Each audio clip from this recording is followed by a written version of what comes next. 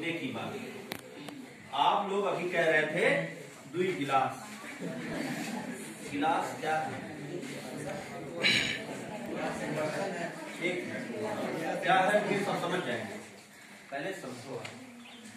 अभी आपने कहा इनका वजन 40 किलो, तो किलो क्या है?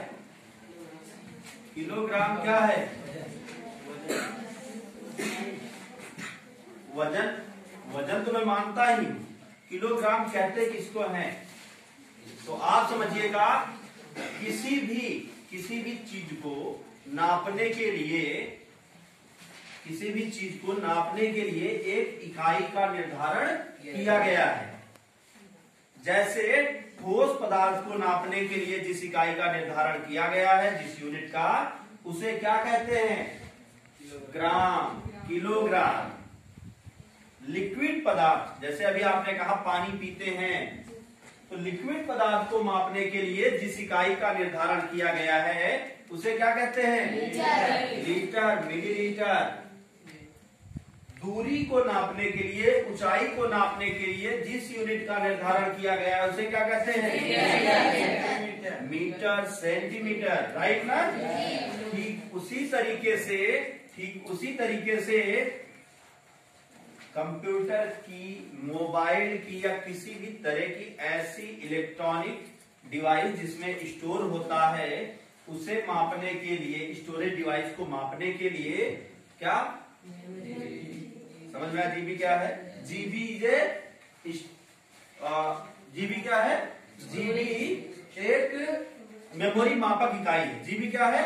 मेमोरी मापक इकाई। आसान शब्दों में आपके लिए कह दूं तो जीबी क्या है? मेमोरी मापक इकाई। बट जैसे मिलीग्राम, तब धीरे धीरे करके ग्राम, किलोग्राम बढ़ता ना, ठीक उसी तरीके से यहां भी एक फार्मूला अप्लाई होता है।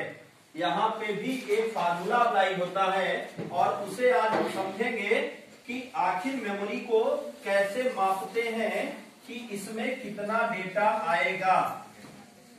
अभी मैं आपसे कहूं कि बताइए 2 GB मेमोरी में कितनी मूवी भर सकते हैं, तो आप क्या करेंगे?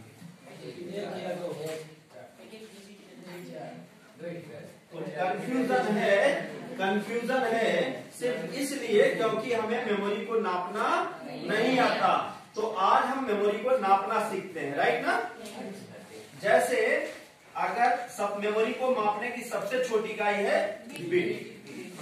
मेमोरी को मापने की सबसे छोटी इकाई क्या है? बिट। जब हम 8 बिट लिखते हैं तो बनता है 1 बाइट।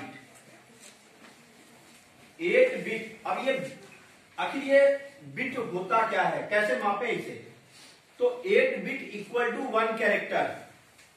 आप समझ लीजिएगा, 8 बिट इक्वल टू 1 कैरेक्टर, मतलब 8 बिट का मतलब एक अक्षर। आपने ए लिख दिया तो आपने कितनी मेमोरी भर दी? 8 बिट मेमोरी को फुल कर दिया। जब आपने 1024 बाइट मेमोरी को भर दिया तो 1 किलो बाइट मेमोरी को भर दिया। इसे केबी कहते हैं और फुल फॉर्म होता है किलो बाइट। मैं ऐसे सब लिख दूं, बोलता भी रहता हूं और लिखता भी रहता हूं, ऐसे लिखूंगा। ठीक है, तो आप लोग लिखते भी रहे। 1024 केबी मेमोरी जब भरेगी तो बनेगा 1 MB मेमोरी। इसे कहेंगे मेगाबाइट। मैं बाइट बार बार नहीं लिखूंगा, सिर्फ बोलता रहूंगा। 1024 MB मेमोरी जब भरेगी तो 1 GB मेमोरी होगी। इसे कहेंगे गीगाबाइट। जब 1024 GB मेमोरी भरेगी तो 1 TB मेमोरी होगी। इसे कहेंगे टेराबाइट। जब 1024 TB मेमोरी होगी तो बनेगा 1 EB मेमोरी।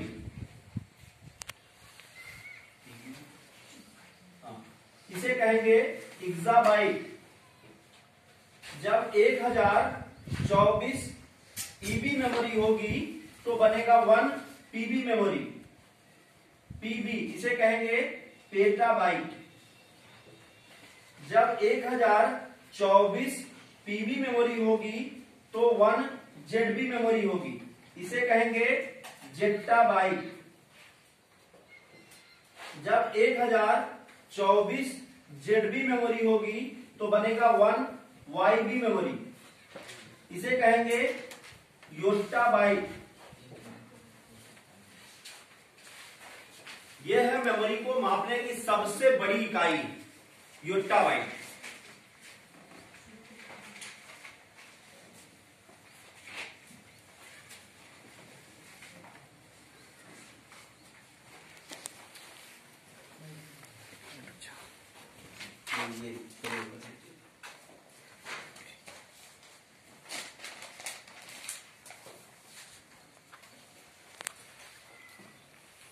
हो गया।